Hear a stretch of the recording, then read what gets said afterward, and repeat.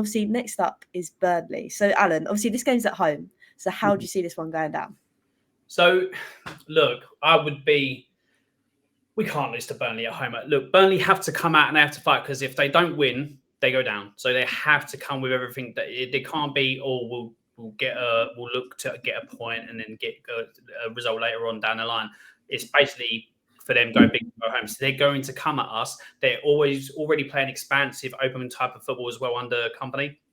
So for me, we should be, no disrespect to Burnley, we should be smashing these. It doesn't matter how bad we've been playing, we should be, with the caliber of players we've got in behind.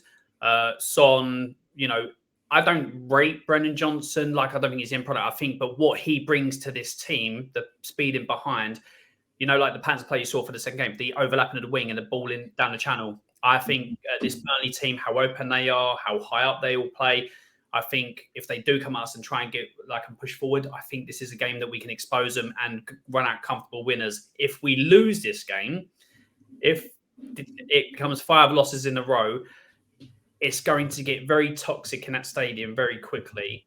Again, I'm still not Angel. I think he needs another transfer window. I think you need to then see how he does, how he's with the players and building his picture and how he's going to have a team at the end or a squad.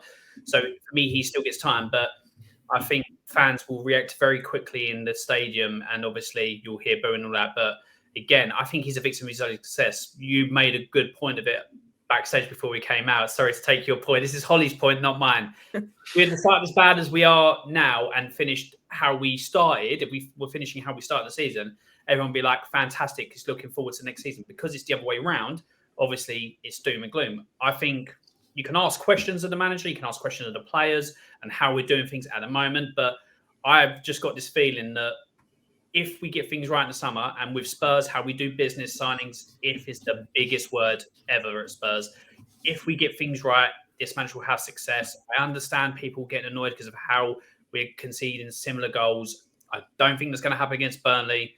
Although they've got to come at us and try and win, I think that they're just not at the level and they'll get easily exposed.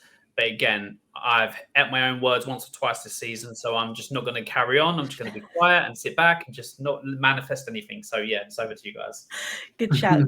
But no, you're right in terms of obviously, like I said, and like you said, if this was the other way around, I don't think there'd be a massive kind of not overreaction, but meltdown, as that you see.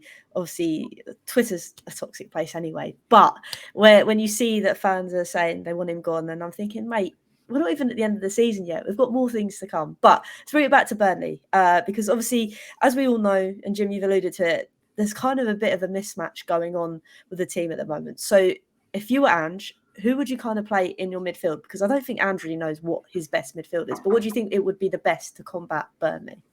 Yeah, it's a good question. And my son's just coming in to say goodnight to me, wearing his Tottenham kit, by the way. So he's fully kitted out, fully coys. But night, Jack. Yeah, he's indoctrinated. So the midfield, it's a really tough one because I feel like with Basuma and Højbjerg, I think Basuma's the better option. I still do, and I think Højbjerg, for all his mental attributes and his attitude, he's just not right. He's just not a good technical footballer at all. I'm sorry, Højbjerg. But when you're listening to this, you need to, I'm sorry, go find another club, but you're just not right for the system, but thank you for all your efforts.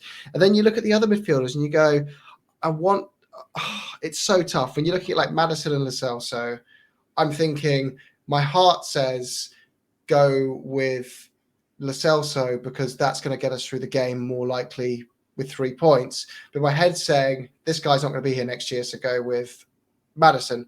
But I do want to drop Maddison out of principle now. I think he needs to be dropped. So I'm going to go for Maddison. I'm going to go for Basuma. But then on the other side, it's so tough because Sarr is like the one midfielder we have and we think, like his Bentancur, everyone's arguing about the injuries and stuff. I kind of feel like Sarr is so good. Like his talent, his ceiling level is so high.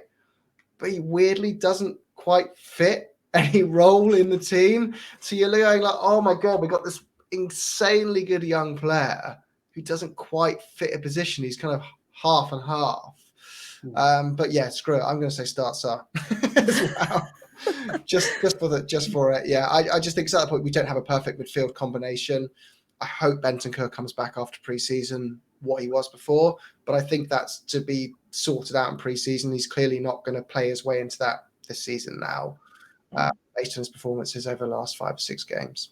No, agreed. And I think that's the thing. I think even us as fans, sometimes we don't really know what our best midfield is because it's been so up and down in terms of their performance, and then injuries have struck them. It's just so difficult. And it's a headache that I don't like to have when I think about it, let alone Ange. But I want to bring up, because there's one midfielder that's actually done very well this kind of week, and that is Harry Winks for Leicester. So I'm going to make sure that I mention his name because obviously he was my one true love when he played for Spurs. But no, going back to Burnley, I think it's a must win. We can't lose. I'm hoping I don't jinx it like I did for Chelsea, because I don't want to do that again. But it will be an interesting game, and one that we have to win.